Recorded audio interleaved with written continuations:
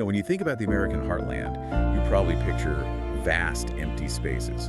But there's this one desolate farmhouse way out in nowhere, Kansas, that just defies all logic. Uh-huh. It's like a weirdness magnet. Exactly. It just pulls in every imaginable paranormal, supernatural, cosmic thing you can think of.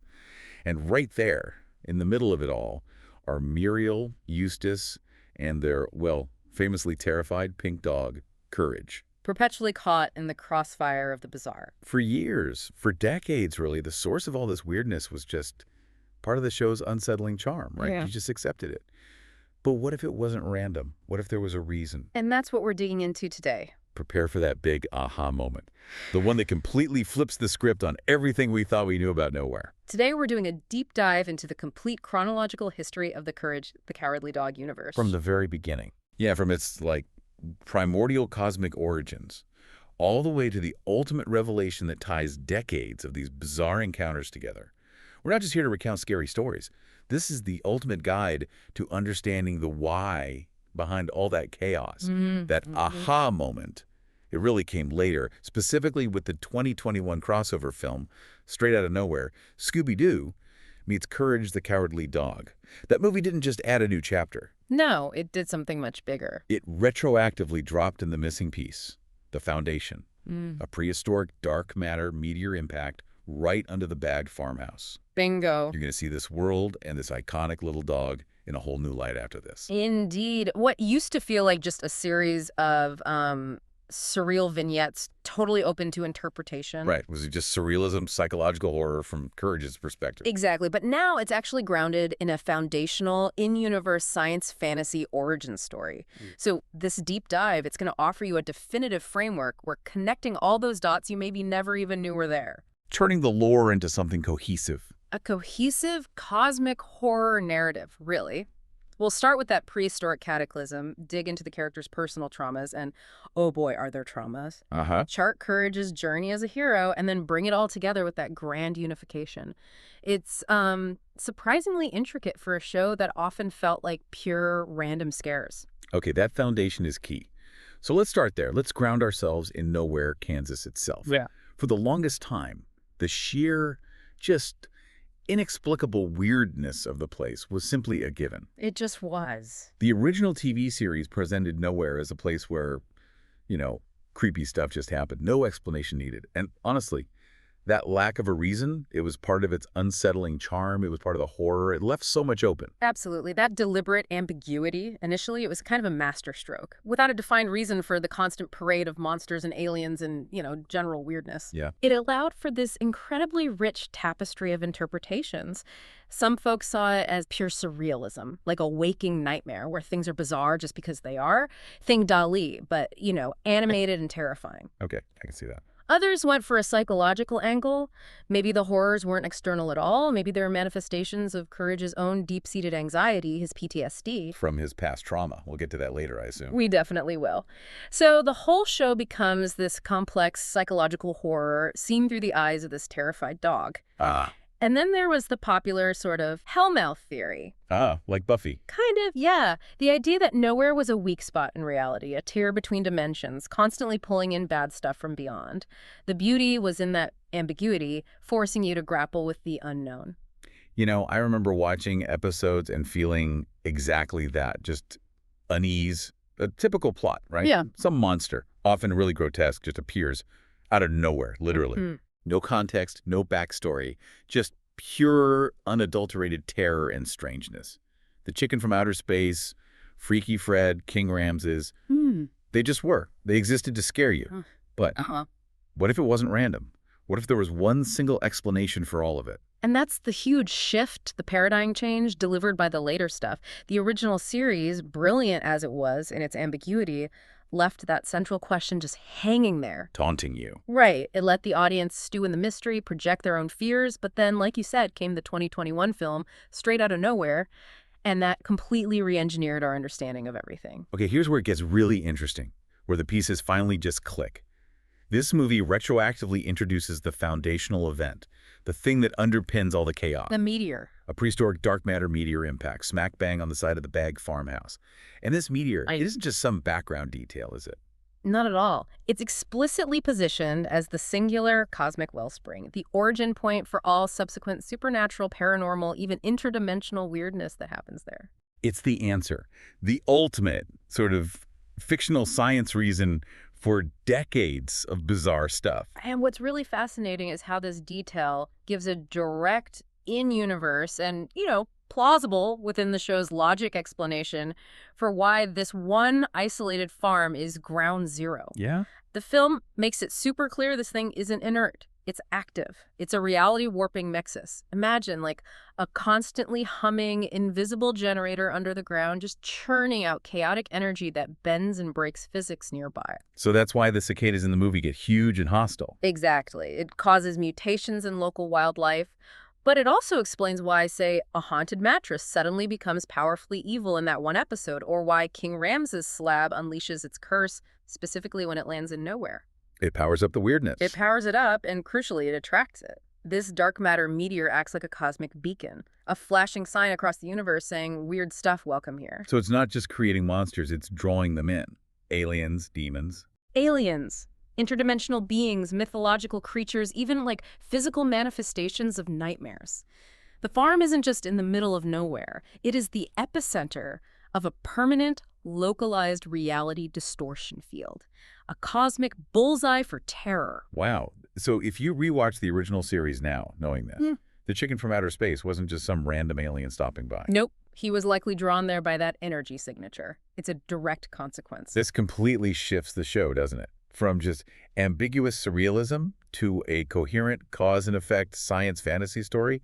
It turns the chaos into, well, still terrifying, but a solvable mystery. Precisely. It gives you a framework. It explained why this poor family has to endure the impossible constantly. Knowing this totally transforms how you might view reruns. Yeah. Every monster, every ghost, every bizarre event, from the simplest haunting to the biggest alien invasion, now has a root cause, a cosmic anchor point. It gives a kind of fictional scientific credibility to the world. It offers you a complete understanding. It does. And honestly, it doesn't lessen the horror. If anything, knowing there's an actual reason, a consistent logic behind the madness, makes it even more chilling in a way. Okay, so the meteor provides that cosmic foundation for the external threats. But what about the equally bizarre and sometimes even more disturbing internal stuff, the family dynamics? Ah, yes. The human element. Let's peel back the layers on Eustace Bagg. Because his past is arguably just as twisted as any monster from outer space. His greed, his cruelty, his insecurity. It's not just who he is it? Not at all. It's explicitly shown to be a direct result of a profoundly traumatic and abusive upbringing. This psychological layering is absolutely critical. He starts off looking like just a one-dimensional grumpy antagonist. Yeah, the ooga booga booga guy. Right. But then you get these glimpses into his past, and he becomes, well, almost tragic. The season 1 episode Mother's Day is particularly brutal. Oh, I remember that one. My bag. Ma bag. Bitter, domineering, living in that rundown trailer, she openly, cruelly favored her dead son, Horst, over Eustace, and her relentless belittling, calling him stupid boy. Wait, is that where? That's exactly where Eustace's own catchphrase, stupid dog, comes from. It's a direct, chilling illustration of the cycle of abuse. He's perpetuating the same verbal abuse he suffered onto Courage, another small, vulnerable member of the household. Wow. That parallel is stark. Does the show ever suggest he, knows he's doing it, that he recognizes the pattern? That's a really sharp question. It doesn't explicitly show him having, a moment of self-realization. Right. But the fact that the show dedicates episodes to exploring his past, his relationship with his mother. It wants us to understand. Exactly. It suggests the creators wanted to explore the roots of his behavior, even if Eustace himself can't break free. John R. Dilworth, the creator, actually confirmed this. He talked about stitching together this history of Eustace being unloved based on the science of psychiatry. He even admitted modeling Eustace's bitterness partly on himself. Really? Wow. Yeah. So Eustace might not get there, but the narrative makes sure you, the viewer, understand the weight of his past. That adds such a dark layer. It almost makes you feel sorry for him, despite, everything he does. Were there other figures in his life, maybe male role models, that shaped him too? Oh, definitely. Reinforcing this idea of ingrained generational issues. For instance, the farmhouse itself wasn't originally his. Right. It was Horst's. His brother. Correct. And that fuels Eustace's greed and inadequacy constantly. Remember the Shirley the Medium episode? Eustace is obsessed with Horst's locked box, convinced it's full of money. He completely ignores Horst's ghost, warning him not to open it. Just pure avarice. Totally. And then in the Sand Whale Strikes, we get a glimpse of his father, Icketbag, and guess what? He was a cheat. Won his prized accordion and a crooked card game. So it goes back generations. Flawed, morally dodgy men. It establishes a clear pattern. His character flaws aren't just personal, they're almost like this dark inheritance. Man, so this history, it completely reframes Eustace. He's not just a simple cartoon villain. He's this really tragic figure. His cruelty is learned. It's a defense mechanism. It's him passing on his own trauma. It makes you think, doesn't it? How often you see those patterns in real families, for good or bad. Eustace is like a dark mirror reflecting those real psychological dynamics. How deep those scars can run. And then the complete opposite, Muriel. Muriel, yes. In stark contrast to Eustace, her history is, well, mostly a blank slate in the official lore, which is fascinating in itself. Oh, so. It's almost like her lack of a complex traumatic backstory is a statement. In this world drenched in trauma and cosmic horror, Muriel stands out as this anchor of just pure, unconditional love. A beacon that isn't defined by the darkness around her. Her simplicity is her strength. She's the unwavering moral center. That's a really insightful way to put it. We know she's Scottish, right? The accent, the McPherson heirloom, and the McPherson phantom. That's about the extent of her concrete backstory. Her origins are mostly obscure, which kind of allows her to embody this universal, untainted goodness. Her defining trait is just that massive capacity for love and kindness, like when she finds courage. Exactly. Her immediate unconditional adoption of him says everything.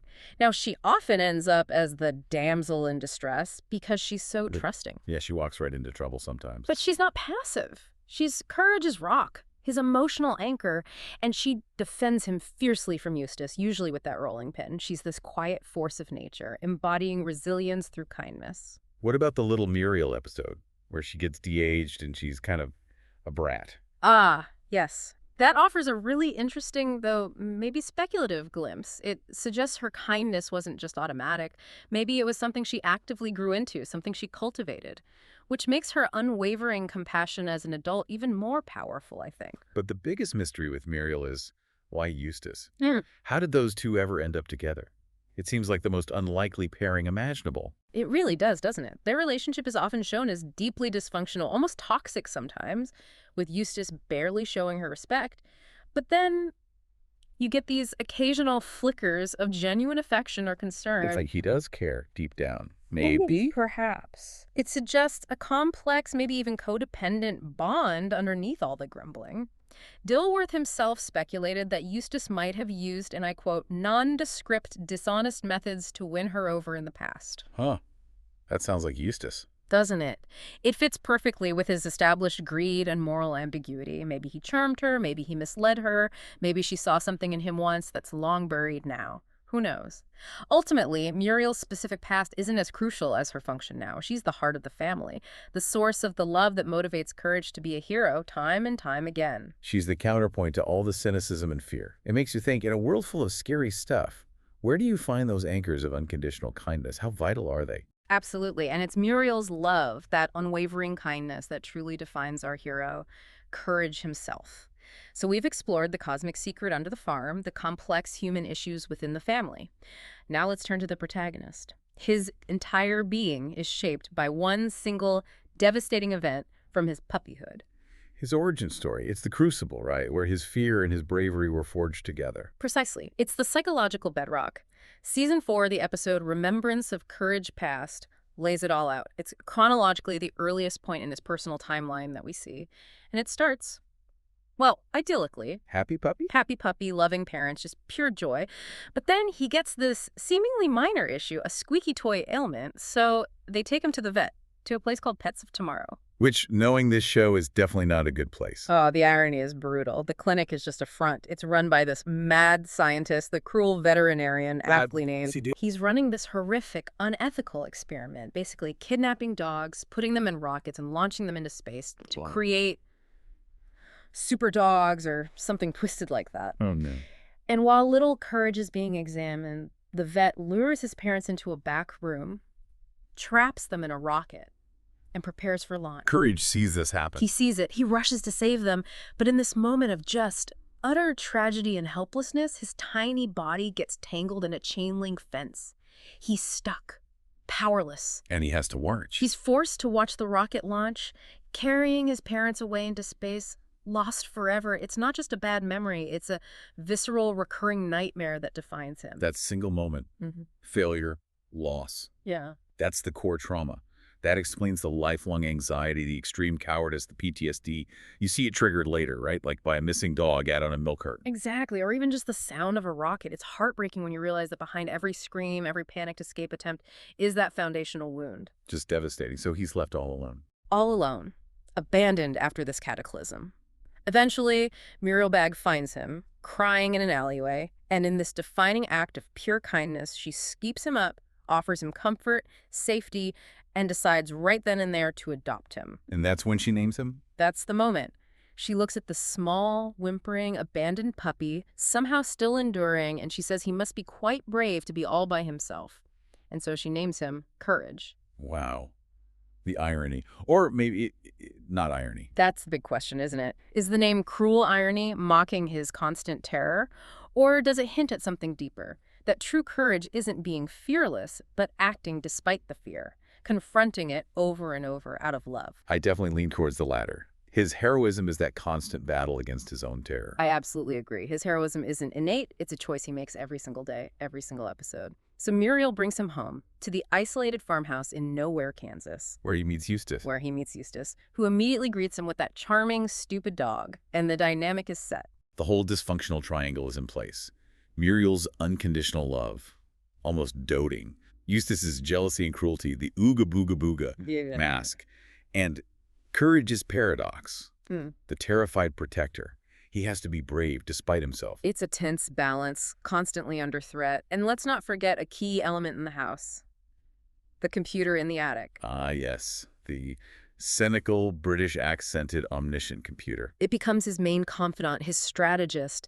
In a world of chaos, it provides logic, data, courage, consults it constantly. What is it? How do I stop it? It's his lifeline, in a way, providing info on the monster of the week. Exactly. It represents logic and data against primal fear and magic. Yeah. Often the only voice of, well, slightly sarcastic reason. You know, when you lay out Courage's origin like that, the trauma mixed with that incredible love from Muriel, it makes him so relatable. His fear makes his bravery mean so much more. It really does. It makes you think, what's your cruel veterinarian moment, that big challenge that shaped you? Yeah. And who's your Muriel inspiring you to face it? It's a powerful, almost universal story. Very much so. Okay, so the family unit is formed. Courage is in his new, terrifying home. The cosmic anomaly, the meteor, is dormant but humming beneath them. The stage is set for, well, the endless parade of weirdness. And the first major documented threat comes very early on. Chicken from Outer Space. Huh. The 1996 animated short. It was the pilot, right? Got an Oscar nomination even. It did. And chronologically, it's the first big encounter for Courage after his adoption. It's a masterclass, really, in setting up the show's entire formula. Lay it out for us. Okay, so bizarre UFO lands near the farm. Hostile, red-eyed alien chicken emerges, clearly wants to take over. It infiltrates the coop, lays alien eggs. Which Eustace eats, naturally. Of course. And he starts mutating into this grotesque chicken-human hybrid. Courage, terrified as always, is the only one who sees the real danger.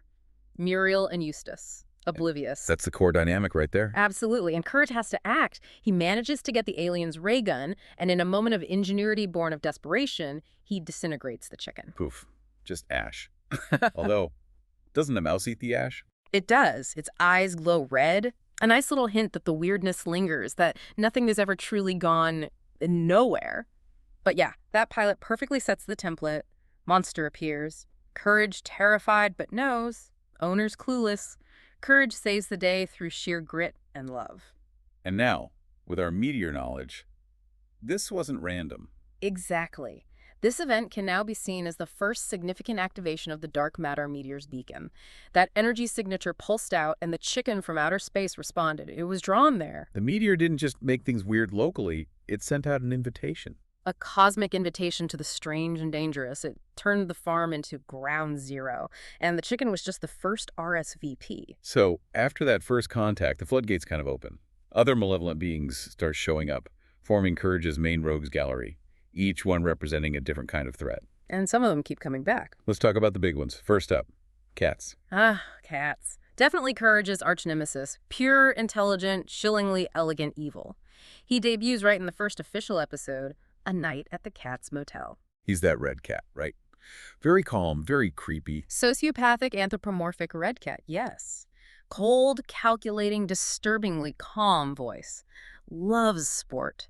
His businesses, the motel, the candy store, the resort, they're all just elaborate fronts for his sadistic hobbies, like feeding people to his giant pet spiders. Just for fun. His calmness makes him scarier. It absolutely does. Then you have Dr. Le Quack. Different vibe entirely. More sneaky. Exactly. Le Quack is the second major recurring villain. Flamboyant French con artist Duck first appears in Dr. Le Quack, Amnesia Specialist. Muriel gets amnesia. Courage calls him thinking he's a real doctor. Big mistake. Huge. Le Quack's a master of disguise, a cunning thief. He exploits Muriel's trusting nature constantly. His motivation isn't sadism like Kat. It's pure greed. He's always trying to rob the bags or scam them. Yeah. Embodiment of deceit. And the chicken comes back too. That shows these things don't just disappear. Right. Actions have consequences in nowhere. The chicken, disintegrated in the pilot, returns headless in The Revenge of the Chicken from Outer Space, wanting Courage's head. That's commitment to vengeance. And it doesn't stop there. His son shows up later. Season 4, Son of the Chicken from Outer Space. A three-headed son arrives, vowing to avenge his father by destroying Courage. So it's generational conflict now. It really highlights the persistence of threats. Even if you defeat something, its legacy or its relatives might come back. The weirdness is relentless. Beyond those main guys, the show had so many memorable one-offs, tapping into different fears. Yeah. Like Freaky Fred. Oh, Freaky Fred, the naughty barber. Yeah. Pure psychological horror, not a monster, just deeply unsettling. His rhyme, his obsession with trimming hair, it's a violation. Excuse me, I was just thinking about it. Then there was the Queen of the Black Puddle. Seductive water spirit, luring Eustace away, represents maybe temptation, infidelity. King Ramses. Return the slab. Pure supernatural terror, the cursed artifact, Eustace's greed bringing down plagues, classic Mummy's curse stuff amplified by nowhere. And the Great Fuseli. Turning people into puppets. Existential horror, that one. Loss of free will, being controlled. Each villain hits a different nerve. Thinking about them all. Fred always got under my skin the most. That mundane setting, the barbershop, twisted into something so wrong. What about you? Which one do you find the most unsettling? That's tough. They're also effective in their own ways. Fred is definitely up there for psychological creepiness. But for me, maybe Katz. It's the cold, calculated, almost bored way he goes about his evil. Like it's just another Tuesday for him. No roaring monster, just rationalized sadism in a neat little package that feels somehow more real, more terrifying. But Courage isn't always completely alone in facing this nightmare gallery. Right, he does have a small, very strange support network. He does. People or things who offer help, sometimes. Top of the list has to be the computer. Always there in the attic. His most consistent ally. Cynical, sarcastic, yes, but with that calm British accent delivering vital intel. Courage, the creature is vulnerable to, whatever it is. Exactly. It has this vast, seemingly omniscient database. Courage's first stop is often, computer, what is this thing? It provides facts, weaknesses, strategies. It's logic and data in a world of pure chaos, the ultimate know-it-all, literally. Then the total opposite. Shirley the medium. All mysticism and intuition. Shirley, the little green chihuahua psychic in her caravan. Surrounded by green mist. Very atmospheric. She's cynical, often grumpy, but she is helpful. She has genuine magic. Talks to spirits, casts spells, leaves curses, especially on Eustace. She really dislikes Eustace, doesn't she? The stupid one. Consistently. Yeah. Because of his greed and selfishness. But she respects Courage. Gives him cryptic but usually valuable advice. Sees the spiritual side of things the computer wouldn't. And then there's Dr. Vindaloo. Oh, boy. Dr. Vindaloo. Almost comic relief, but with a unique twist. He's the Indian doctor, thick accent, and he has this one incredible skill. He perfectly understands Courage's frantic, nonverbal communication. Babbling, gestures, everything. No one else gets it, but Vindaloo does. Which should make him super helpful. But, despite understanding the problem perfectly, his advice is always useless, culminating in that classic catchphrase. There is nothing to worry about. Nothing at all. But there's nothing I can do. So frustrating. But it really highlights Courage's isolation, doesn't it? He is the only one who can actually do anything, even if others understand or offer weird advice. Precisely. It shows the different kinds of help he gets. Logical data, mystical insights, and well-meaning but totally ineffective human assistance. It makes you think, even when things are scary. Who are your unlikely allies? Who gives you the facts? Who offers intuition? Who just offers comfort, even if they can't fix it? It's all part of navigating the weirdness, I guess. A very human or canine experience indeed. Now, the main series wrapped up with the weirdness of nowhere. That didn't stop. The story continued, canonically. 12 years after the finale, we got The Fog of Courage. Right. The 2014 CGI special, 7 minutes long. Chronologically, it sits after the main series ended. And stylistically, it looked different being CGI, but did it feel like Courage? Oh, absolutely. It's like a perfect little microcosm of the whole show's formula. It proved the core elements were still strong. What happens in it? Courage digs up a cursed amulet, a gold necklace. Doing so accidentally unleashes the fog, this spirit of a man desperately searching for his lost love's locket. Okay, standard nowhere artifact appearance. Meteor's influence, probably. Almost certainly. The fog appears, demands the necklace back, and Eustace. Let me guess. Finds out it's valuable and refuses to give it back. You know it. Pure Eustace greed. He refuses.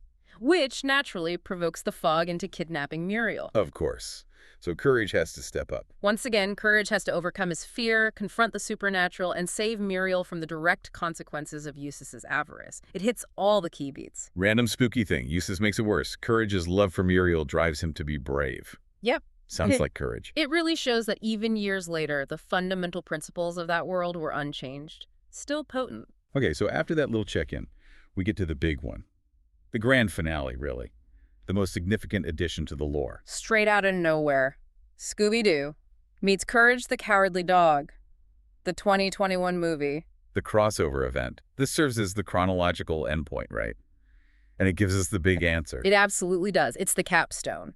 It provides that long-awaited canonical explanation for why Nowhere is so weird, and it brings Courage's whole saga to a definitive close. This is it. This is the moment where it all just clicks. When I first saw this, it felt like getting the missing piece of the puzzle. No more guessing. It all comes back to that meteor. The plot kicks off with Scooby and the gang being drawn to Nowhere by this weird hypnotic sound. Perfect setup for Mystery Inc. They arrive, team up with Courage, reluctantly at first on Scooby's part, to investigate these giant, monstrous cicadas terrorizing the town, led by a massive cicada queen. Classic Courage Chaos meets Scooby-Doo mystery formula. I love it. And their investigation, it's this great blend of Velma's logic and the computer's database. Teamwork makes the dream work. It leads them to a hidden cave, deep under the Bag farmhouse. And there it is. The dark matter meteor. The source. The literal source of everything. Courage's computer, working with Velma's tech, confirms it. This meteor's reality-warping energy is the direct cause of every single weird thing the Baggies ever went through. It recontextualizes the entire series. The weremole, the floating head, the Cajun fox. You can trace them all back to this thing. Either as mutations caused by its energy or interdimensional beings drawn by its beacon or even just reality bending because of its presence. It provides the unified field theory of Courage's world. And the climax. It brings back some familiar faces, doesn't it? It does. The big reveal is that the Cicada Queen isn't a real monster. It's a giant mech suit. Piloted by an alliance of Katz and Dr. Le Quack. No way. The arch-nemesis team up. They discovered the meteor, figured out its power, and teamed up to take over Nowhere. They were using its energy to hypnotize rich people and mutate the cicadas to scare everyone else away. Build their own weird little empire. Classic villains. Yeah. So Courage has one last showdown. One final, epic confrontation. Empowered by his love for Muriel, as always, he takes down the mech, defeats Katz and Le Quack definitively. It brings everything full circle. So connecting this to the bigger picture. Yeah. This movie doesn't just solve a plot point. Not at all. It retroactively validates the entire show's premise. It gives meaning, a fictional scientific basis to what seemed random. And the ending is kind of perfect, too. They capture the meteor. What do they do with it? Lock it away. Destroy it. Even better. At Courage's suggestion, they turn it into a giant disco ball. Seriously. A disco ball. Seriously. Ending the saga on this celebratory, slightly bizarre note. Neutralizing its power by putting it to quirky, positive use. It provides you, the listener, with that complete understanding, finally answering, why Nowhere? It imposes that logical science fantasy framework onto everything that came before. It ties it all together. Wow. Okay, so that's the animated stuff. But the lore extends a little bit beyond that, Yeah. right? Into comics. A little bit, yes. Primarily through officially licensed comic books published by DC Comics during the show's run and shortly after. These were mostly anthology series featuring various Cartoon Network characters. So like extra episodes on paper? Pretty much. They function as lost episodes. Courage appeared in DC's cartoon series starting in 2001 and later in Cartoon Network Block Party from 2004-2005. Do they feature known villains? They did. We saw stories with the Bride of the Swamp Monster, the Great Fusilli, Katz. In one, Katz tries to trap Eustace and Muriel in this elaborate maze under a carnival, shows him still scheming. There was even an adaptation of the Wrath of the Librarian episode. So they fit right into the main series continuity. Seamlessly. They present minor, self-contained threats. They don't change the big picture revealed later, but they add a bit more flavor to that era of Courage's life. It's important, though, to distinguish these canonical comics from other appearances, right? Like video games. Absolutely. Courage was a playable character in games like Cartoon Network Speedway or Fusion Fall. Fun cameos, but totally non-narrative. They don't add to the official story or timeline. And then there's the whole world of fan-made stuff. Which is huge and shows the show's massive cultural impact. Things like that amazing PS1-style horror game Made in Dreams. It captures the aesthetic, the terror perfectly, sometimes delves even deeper into the psychological horror. But strictly non-canon. Explicitly non-canon. Wonderful tributes, significant to the fandom, but not part of the official lore we've been tracing. It's always fascinating, that line between official canon and fan creativity. How a universe can grow in different ways. Makes you think, where do you draw the line? Especially with a show as weird and wonderful as Courage. A great question for any dedicated fan base. Okay, so let's wrap this up. We've gone from a prehistoric cosmic crash landing that literally warped reality in nowhere, through the deep, dark psychological traumas that shaped Eustace and Courage himself, to the unwavering, simple kindness of Muriel, the anchor in the chaos. The heart. And finally, to that grand unification in the crossover film that explained why. Why all the creepy stuff happens in nowhere. What seemed like just random, surreal horror is actually this surprisingly cohesive, psychologically rich science fantasy story, all rooted in one single ancient event. Indeed. And when you look at the complete lore, especially knowing what the creator, John R. Dilworth, intended, it really validates his core philosophy for the show, which he described as being built on possessive love, horror, and courage. Possessive love. That's interesting. I think it refers to that fierce, almost primal bond Courage has with Muriel. His need to protect her at all costs. The entire chronological story validates that. Courage, despite his absolutely crippling fear, embodies resilience. Resilience against forces cosmic, monstrous, even psychological, that try to dehumanize and destroy. His story proves that true courage, it isn't about not being afraid. Not at all. It's about acting despite the fear, confronting it again and again and again, fueled by that deep possessive love. That's his superpower. It really is. Those moments where he's shaking, screaming, but still does what needs to be done for Muriel, they hit hard. It really reminds you, doesn't it, that even when you feel like you're stuck in your own personal middle of nowhere, facing horrors that seem inexplicable, overwhelming, those deepest fears can often be faced down by an even deeper love or sense of purpose. So the final thought for you listening. What dark matter meteor might be buried beneath your own personal nowhere, attracting challenges, stirring things up? And maybe more importantly, who is your Muriel? Who or what inspires you to find your courage when you'd much rather just hide under the covers?